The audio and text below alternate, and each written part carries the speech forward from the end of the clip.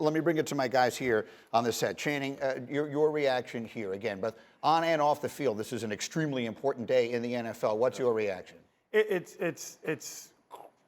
cool to see that everything came around because it's been so long. This has been years that we've been sitting around waiting for this Deshaun Watson thing to happen. Right. But the thing with the NFL is that I think Ryan was saying it earlier. The precedent's not set. Like things come up. If you go over the speed limit, you get pulled over and you get a ticket. But this was going back to Michael Vick with the dogs, going back to Plexico shooting himself, and now this Deshaun Watson thing with these 24 women. Like guys bring up these situations and everybody has to deal with it. The NFL has to deal with it and figure out what to do with it. And now you have to see what you're going to do. So to see how they deal with it, and the 6 games is not enough, but he also missed last year.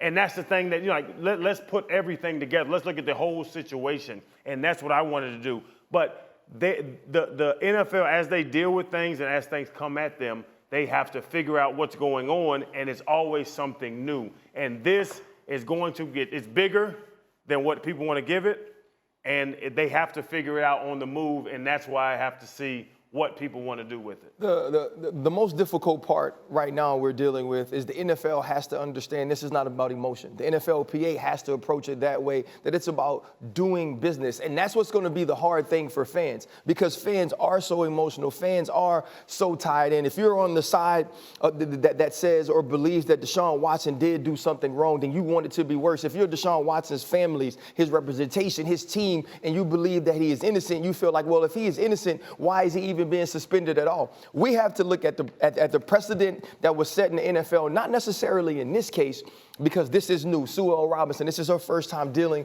with something like this, but the precedent that has been set about punishment in the NFL. And I believe that's where the NFL would be upset. I believe that's why the NFLPA said no matter what happens, no matter what Sue L. Robinson decides, we are comfortable with it and we will not appeal.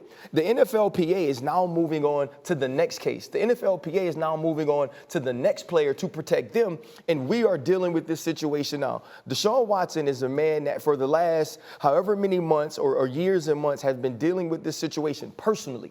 These 24 women have been dealing with this situation personally, and we get to talk about it publicly. That's going to have to factor into who Deshaun Watson is when he steps on the field in Week 7 as well. Well, it occurs to me, Fred, as I come to you, that maybe we should just quickly recap the actual specifics of the case. Yeah. So last month, the Texans reached settlements with 30 women who made claims or were prepared to make claims against the organization for its alleged role regarding the allegations against Watson.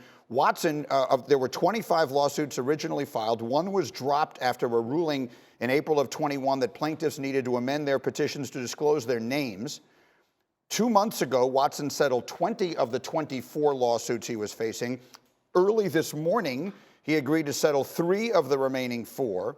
2 grand juries in Texas declined to pursue criminal charges against him earlier this year, and Watson continues to deny all wrongdoing and says he has no regrets for any of his actions. Those are the facts. Yeah. Take them however you choose. Fred, what is your reaction to all of this? Well, this has been a huge distraction for everyone involved. The Browns, Deshaun, the women, but it's also been isolated, as RC mentioned, very personal. I talked to Deshaun, and his biggest thing is he just wanted to get out there that he is remorseful. I know they mentioned this morning that he has to show contrition. Yeah. He has done that, maybe not publicly so much, but he has shown that in our conversations.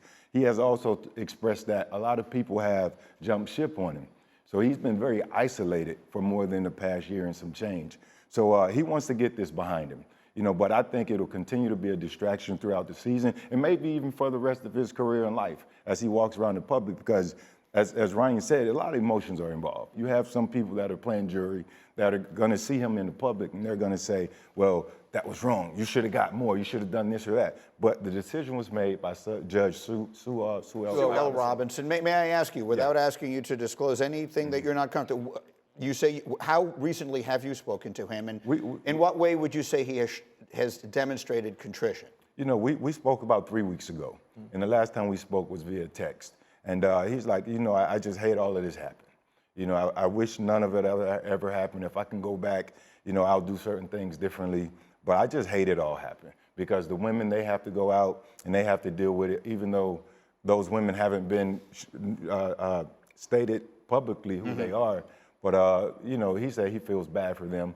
He feels bad for himself and everyone, his family, his friends, and it's just not a good look for him. So he's definitely remorseful in it all.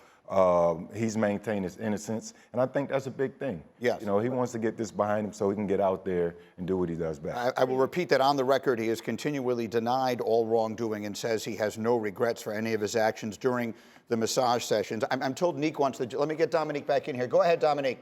I know. I appreciate what Fred is bringing to the conversation. I hope that Deshaun can come out and publicly say those things himself at some point. I think to the point that Dan was making earlier, to lay out a path for him to get back into, I guess, the good graces of all sports fans, involve him, I think, showing an understanding for the impact of his actions and whether he believes his actions were criminal or not. They led to all of this. So, like, that is the first step. And I think having conversations with guys like Fred is, I guess, the first step that he needs. But I hope at some point that contrition that he showed via text is something that he can show to the rest of us. And this y'all are Neek, Dominique, all y'all. Explain this to me. He did nothing wrong, but he's settling civil cases.